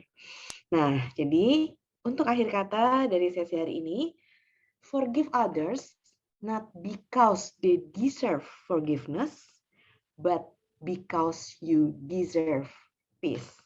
Jadi ingat, memaafkan itu bukan tentang orang lain, tapi memaafkan itu adalah buat diri kita sendiri, karena dengan memaafkan kita bisa menemukan kedamaian. Kenapa? Karena forgiving is a gift to ourselves. Oke, baik. Terima kasih untuk semua yang sudah bergabung pada malam hari ini. Saya Jovita Maria Ferdiana, psikolog anak remaja dan keluarga. Saya kembalikan waktu dan tempat kepada Sifat. Silakan Sifat. Waduh, makasih banget nih Mbak Jo. Aduh, kenapa ya apa yang disampaikan Mbak Jo ini mengandung bawang semua gitu ya. Dari ini isinya mengandung bawang dari tadi refleksi ngomong sama diri sendiri itu kayaknya mikir-mikir pas yang kedua itu kok kayak makin pusing ya. Ini masalah kayak makin berat nih. Saya pengennya skornya jadi 0 gitu, kayak masih belum bisa nih, ternyata memang perlu latihan juga. Nggak apa-apa, iya benar. Nggak jadi 0 nggak apa-apa, take your time aja, benar. Aduh, harus latihan banget nih, pengen jadi 0, gimana caranya ya gitu. Tadi seru banget nih Manuel, ternyata bisa sampai 0 gitu ya, dengan teknik yang tadi kok saya masih mentok di 9 gitu ya, nggak nyampe-nyampe 0 gitu ya. Jadi teman-teman jangan patah semangat juga kalau misalnya teman-teman belum menemukan titik nolnya untuk memaafkan, karena ini semua by process. Seru banget, apalagi video terakhir ya yang mengandung bawang, itu bawangnya banyak banget gitu ya, jadi aduh gimana, udah malam minggu gitu ya sendirian, terus nonton video ini, wah makin bawang ya. Mudah-mudahan habis acara malam hari ini teman-teman makin bisa memaafkan diri sendiri atau orang-orang yang menurut teman-teman memberikan luka batin yang sangat besar buat teman-teman. Nah, seperti tadi Mbak Jovita bilang, karena kita punya keterbatasan waktu, jadi kita hanya akan open Q&A untuk 5 penanya aja ya Mbak Jo ya. Untuk 5 penanya ini Dan kayaknya sudah ada nih di kolom chat ya. betul sekali, sudah ada di kolom chat. Nah, kita akan baca dulu nih dari Mbak Anastasia. Jadi dia ngobrol nih, kebetulan lagi open cam juga nih Mbak Anastasianya. Jadi nanya nih dia, Mbak Jovita, saya mau tanya dong, untuk aspek memaafkan yang tadi, apakah step by step ini dari 1 sampai 3 akan dialami atau bisa salah satunya aja? Atau harus berurutan nggak sih? Atau mungkin salah satunya aja nih Mbak Jo kira-kira? Ya, oke, terima kasih pertanyaannya, thank you banget. Jadi untuk tadi aspek itu nggak harus tiga-tiganya kok ya, salah satu aja boleh, salah 2 juga boleh. Tiga-tiganya semua juga boleh. Jadi salah satu aja sudah oke, berarti itu sudah merupakan salah satu pertanda memang kita sudah bisa mengikhlaskan gitu atau memaafkan. Terima kasih buat pertanyaannya ya, Anastasia. Jadi intinya adalah bagaimana supaya nggak harus semuanya, salah satunya yang penting kita udah masuk ke dalam fase memaafkan. Nah, sebelum kita baca kolom chat lagi, kita masuk ke pertanyaan kedua. Ini udah ada langsung raise hand nih. Ada Mbak Ajeng Tisa. Mbak Ajeng Tisa boleh di open cam sama open mic-nya nih, biar kita dengar langsung gitu ya. Apa nih pertanyaannya?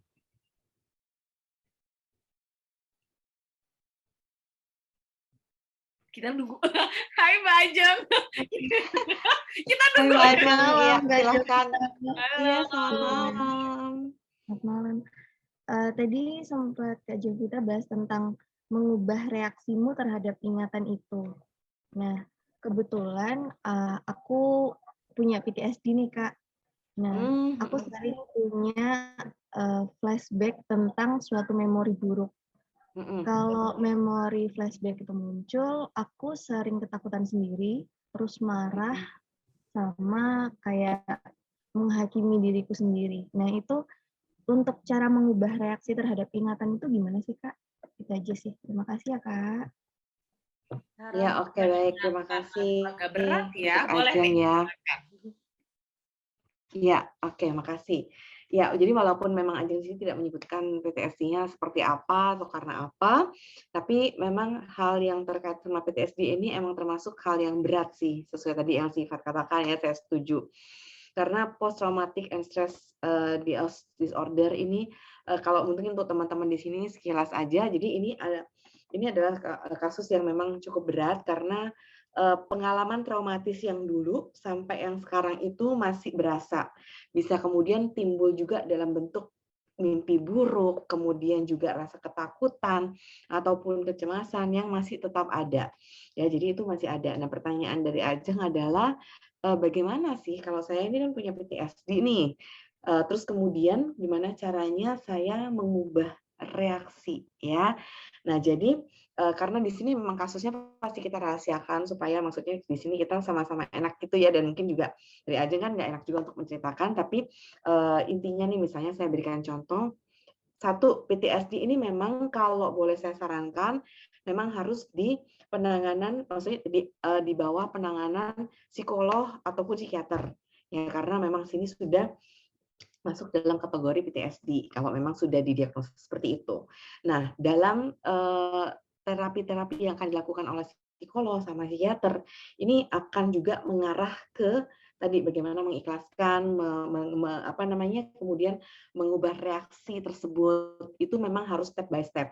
Jadi benar-benar harus memang slow down banget. Jadi nggak bisa kayak cuman pakai 2 teknik yang saya ajarkan, karena kalau 2 teknik saya ajarkan itu berlaku untuk cara memaafkan yang dalam kategori yang tidak terlalu berat gitu ya.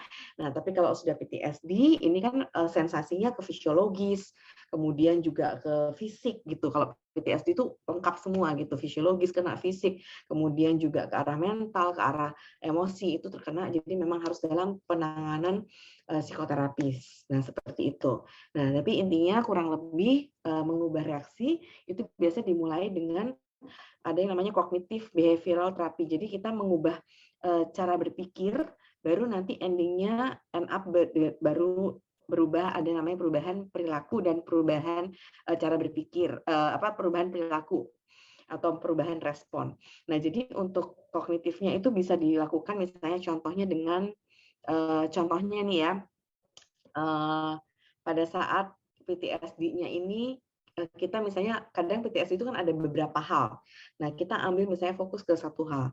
Misalnya contohnya mungkin Ajeng boleh kasih contoh tapi yang mungkin nggak terpapar sama diri sendiri nggak apa-apa. Kasih contoh yang ini aja. Yang umum kali ya, Yang umum. Coba yang Ajeng kasih contoh misalnya PTSD tentang apa nih? Apa ya, Kak? Bencana alam contohnya. Oke, bencana alam ya. Oke. Misalnya bencana alam nih. Terus misalnya contohnya apa namanya? Bencana alam, kemudian akhirnya kehilangan rumah, misalnya contohnya ya, karena pada saat itu misalnya contohnya tsunami atau apapun itu, terus kemudian menyebabkan akhirnya tercetuslah misalnya kadang mimpi itu juga merasa ketakutan karena takut sewaktu-waktu nanti pasti terjadi lagi nih tsunami dan sebagainya. Nah, jadi caranya adalah ini memang ini bukan artinya saya persingkat, tapi ini adalah cuma ngasih contoh aja karena terapinya memang perlu panjang, biasanya kurang lebih itu di 16 sesi. Nah, contohnya adalah pada saat bencana alam, dari segi kognitif kita bisa ambil data-data, misalnya contohnya bencana alam itu terjadi, misalnya contohnya gempa, contohnya ya. Nah, itu kan adalah ada skala Richternya, terus kemudian jadi kita masukin edukasi buat diri kita sendiri.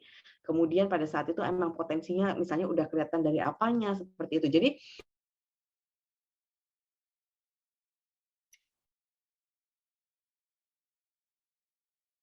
waktu itu emang terjadi dengan tidak secara serta-merta sendirinya. Jadi kita bisa lihat bahwa oh iya ya, ini ada tanda-tanda awalnya kok. Tapi pada saat itu memang tidak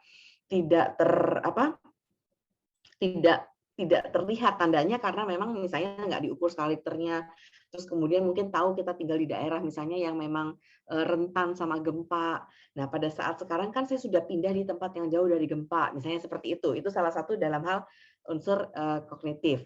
Kemudian yang kedua misalnya, jadi ada unsur di mana kita harus menyikapi bahwa kita ini sekarang aman. Misalnya contohnya ya, biasa setelah gempa kan setelah itu korban dievakuasi, kemudian dipindahkan ke daerah yang aman, terus kemudian di situ ada juga yang mengawasi. Nah, jadi kayak percaya sama orang-orang yang ngawasin. Terus kemudian biasa kalau orang-orang yang relawan-relawan itu akan memberikan kegiatan-kegiatan yang kaitannya dengan selain edukasi, kemudian rekreasi, kemudian juga tetap ada aktivitas karena memang untuk segala sesuatu yang sudah sifatnya trauma itu kayak perlu reedukasi. Jadi kayak otak kita tuh perlu diedukasi kembali supaya kita percaya bahwa oh yang dulu itu nggak serta-merta akan terjadi lagi, pasti akan ada kalau kita tahu dulu apa step-step awalnya gitu. Misalnya contohnya pada saat tadi kan trauma gempa ya, terus misalnya trauma misalnya naik pesawat seperti itu.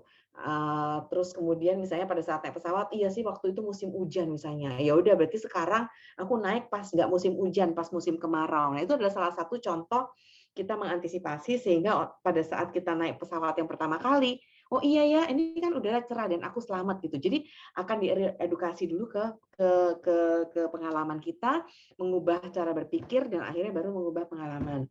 Nah ini akan banyak sekali contoh-contohnya dan emang harus dilakukan step by step. Tapi memang itu nggak mudah sih. Namanya PTSD akan ada sisa-sisanya, tapi pada saat itu terjadi, kita bisa melakukan teknik-teknik yang memang sudah diajarkan untuk mereduksi emosi tersebut. Misalnya pada saat kecemasan itu timbul, lakukan teknik pernafasan misalnya, teknik healing. Atau kemudian, oh berarti saya nggak bisa tidur sendiri nih, karena tidur sendiri saya ngerasa nggak aman. Jadi saya tidurnya bareng, nggak apa-apa gitu. Jadi senyamannya yang kita bisa nyaman itu memang kita hadirkan hal-hal yang bisa membuat kita nyaman. Itu adalah contoh-contoh yang terkait sama itu. Sehingga lama-lama kemudian respon fisiologis dan respon reaksi kita pun akan mengalami perubahan. Oh iya ya, buktinya sekarang nggak apa-apa. Ya intinya seperti itu. Tapi emang untuk PTSD tidak sesimpel itu memang, tapi mengarahnya ke situ. Ya, mungkin. Semoga menjawab ya Ajeng. Terima kasih. Semoga menjawab ya Mbak Ajeng. Jawabannya Mbak Jovita. Nah, seperti biasa kalau Mbak Ajeng masih belum mendapatkan penanganan psikologis atau dari psikiater dan lain sebagainya, nanti bisa konsultasi langsung dengan Mbak Jovita. Silakan Mbak Jovita buka konseling kan ya? Bisa nih. Iya benar, online. Nah, ya bisa konseling online dengan Mbak Jovita, nanti tinggal atur waktu dan lain sebagainya, atau bisa langsung follow dulu akun Instagramnya Mbak Jovita nih, biar tahu kira-kira jadwal konselingnya kapan aja gitu ya Mbak Jo ya, supaya aman. Nah, Oke, siap. tapi ini kayaknya karena keterbatasan waktu juga, kayaknya kita hanya akan membacakan satu pertanyaan lagi saja nih Mbak Jovita ya. Ini pertanyaannya dari Choi. Ini Mbak atau Mas ya? Choi namanya. Jadi nanya nih, katanya kadang kita punya seseorang yang kita care nih sama dia berkaitan dengan memaafkan yang nggak ada deadline-nya. Tadi kan Mbak Jovita bilang nih kalau memaafkan tuh nggak ada deadline-nya sama sekali.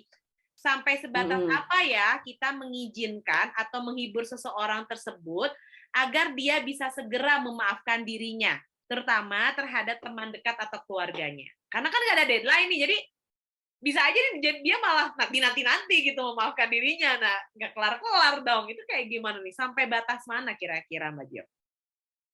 Iya, baik. Terima kasih ya buat pertanyaannya, Coy. Ya, ini berkaitan dengan untuk orang lain nih, ternyata untuk teman atau keluarga ya. Thank you pertanyaannya. Jadi sampai sebatas apa kita diizinkan menghibur seseorang tersebut agar dia bisa segera memaafkan. Nah, jadi memang memaafkan itu kan sifatnya subjektif. Dan emang nggak pernah sama antara satu orang sama orang yang lain. Bahkan kapan dia siap untuk memaafkannya pun itu juga nggak ada kepastiannya juga untuk setiap orang itu bisa sama. Dan bisa jadi memaafkan itu seperti kayak tadi ya, misalnya contohnya ada air di dalam sebuah botol, kemudian kita hari ini kita tumpahin dulu setetes, besok setetes, besok lagi setetes sampai airnya kosong. Sampai botolnya kosong. Jadi itu tuh semacam hal yang butuh proses dari waktu ke waktu, tapi sedikit demi sedikit kita keluarkan. Kita legowo, kita misalnya pakai teknik yang tadi pun, kalau tadi Elroy langsung 0, tapi nggak harus selalu 0, bisa aja dari 10, kemudian endingnya ke 9,5, turun next time lakukan lagi jadi 9, next time lakukan lagi jadi 8,5, misalnya seperti itu.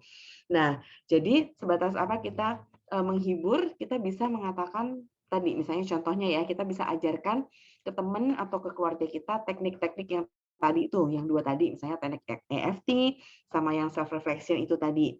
Nah, jadi dengan harapan dia itu punya modality atau punya senjata nih untuk bisa melakukan refleksi seperti itu. Nah, tapi juga jangan dipaksa juga dia harus bisa begitu melakukan teknik itu dia harus memaafkan, enggak juga.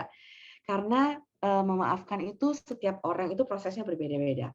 Ada orang yang dia memaafkan by the time setelah misalnya dia dapat insight, dan insight ini kapan datangnya dia nggak pernah tahu ya. Contohnya misalnya aku masih nggak bisa memaafkan, tiba-tiba suatu kali misalnya dia jalan pulang sekolah misalnya, terus dia lihat satu peristiwa, entah apapun itu, mungkin peristiwa itu netral buat kita, tapi bagi dia tuh kayak insightful.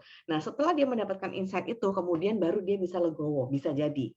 Atau bisa jadi ada orang yang lain dengan hal yang sama setelah melihat video, misalnya tadi melihat video yang di akhir itu juga boleh ya kalian share ke teman-teman kalian atau saudara kalian. Setelah lihat video, baru kemudian dia dapat insight dan akhirnya dia bisa mulai melepaskan atau bisa merelakan. Dan setiap orang itu insight-nya akan berbeda-beda dan kita nggak tahu kapan dia bisa benar-benar mengikhlaskan. Tapi sebagai seorang teman atau saudara, kita bisa mengingatkan, bisa memberikan bekal, dan juga bisa misalnya mendoakan dan sebagainya, itu sangat boleh sekali. Nah, itu sudah menunjukkan kita peduli sama dia dan kita bisa memberikan apa yang sudah kita tahu kepada dia. Karena kan nggak semua orang tahu ya. Tadi kan yang tadi saya sudah katakan, ada juga orang yang bilang nanti kalau saya maafin nanti saya lemah. Kalau saya maafin nanti dia merasa bahwa dia selalu benar. Kalau saya maafin nanti nggak adil dong dan sebagainya ya kan. Nah, ada orang punya perspektif seperti itu. Jadi tugas kita sebagai teman atau saudara ya kita bisa mengedukasi mereka yang punya perspektif itu untuk bisa menetralkan dulu perspektifnya sehingga bisa membuka pintu hatinya. Itu sih ya. Semoga menjawab. Terima kasih Luar atas biasa banget ya. Jadi intinya adalah bahwa proses memaafkan ini nggak harus hari ini selesai gitu ya, tapi proses kayak air yang jatuh ke batu lama-lama bisa berlubang. Jadi pelan-pelan setitik-setitik sama ya. Kayak tadi juga gimana caranya air dalam botol kita tumpahkan satu-satu. Itu kayak menumpahkan emosi kita nih pelan-pelan, mengeluarkannya pelan-pelan. Oh, seru banget. Tapi teman-teman mohon maaf sekali nih karena keterbatasan waktu dan Mbak Jovita juga perlu istirahat. Apalagi kayaknya kita beda jam ya Mbak ya. Kalau nggak salah di Labuan Bajo 1 jam lebih awal ya? Lebih cepat 1 Iya, jam. betul. Tuh, jadi sekarang Iya, udah mau jam 10 lebih hampir setengah 11. Jadi kalau misalnya teman-teman masih penasaran dan lain sebagainya, nanti bisa langsung konseling dengan Mbak Jovita biar lebih in-depth gitu ya, karena lebih personal kalau konseling gitu ya. Nanti tinggal dibuka link Instagramnya Mbak Jovita di Jovita_Ferliana. Nah, jangan lupa di-follow. Bisa cek juga Mbak Jovita sering banget ngisi-ngisi acara di berbagai macam event dan webinar. Selain itu juga nonton, jangan lupa hari Minggu di DAI jam 8. Dan terakhir, kalau misalnya pengen ngasih hadiah nih, apalagi Mbak Agwini Providencia, lagi ngomongin tentang anak. Jangan lupa ini boleh banget dibeli bukunya tentang diary Q&A nih. Masalah tentang anak juga tadi udah di-spill di awal ya. Jadi biar lebih tahu juga nih, di situ nanti dijelaskan juga tentang Q&A tentang anak dan orang tua ini. Nah, Mbak Jovita, makasih banget karena sudah mau ngisi ngobrol seru bareng Love Yourself Indonesia dan teman-teman di sini. Banyak banget insight yang sudah Mbak Jovita kasih ya. Kalau saya pribadi sih tadi dari reflection udah bikin hati bergetar ya, dan juga pas nonton, aduh ya ampun kok jadi melo gitu ya. Seru banget, tapi kayaknya teman-teman pengen denger lagi nih dari Mbak Jovita closing statement tentang si forgiving is a gift to self ini tuh apa sih Mbak? Iya, jadi tadi memaafkan itu bukan tentang orang lain, tapi ini tentang diri kita. Begitu kita bisa memaafkan, manfaatnya itu buat diri kita untuk ketenangan diri, ketenangan batin, dan juga kedamaian kita sendiri sebetulnya. Makanya itu adalah arti dari forgiving is a gift to myself. Hadiah yang kita bisa berikan buat diri sendiri, karena dari perspektif psikologis pada saat kita memaafkan orang lain, itu berarti kita memberikan ketenangan buat diri kita sendiri. Seperti itu. Yes, Terima jadi nggak usah kasih mahal-mahal buat buat diri teman-teman. sendiri ya. Ternyata nggak mahal-mahal buat diri sendiri, cukup memaafkan dirinya dengan proses yang ada. Wah, seru banget. Terima kasih Mbak Jovita. Tapi kayaknya kita nggak bakalan seru nih kalau misalnya kita nggak foto bareng dulu ya teman-teman ya, buat kenang-kenangan bersama nih kalau kita sudah melalui proses memaafkan. Teman-teman boleh dinyalakan kameranya, kita akan foto bersama Mbak Jovita. Jadi jangan lupa nanti dipasang ya di Instagramnya, tag Love Yourself Indonesia dan tag juga Mbak Jovita. Oke, sudah ada Mas Andreas dan Mbak Ewilma. Yang lain yuk, mana nih? Kita lagi nunggu yang lain. Boleh dong di open kameranya. Ada Mbak Nastasia, Mbak Novita. Yang lain? Yang lain? Iya, kita nunggu. Oke, Mbak Nis. Ada kok ternyata Mbak Jovita, cuman tadi pada dia mungkin menghayati kali ya.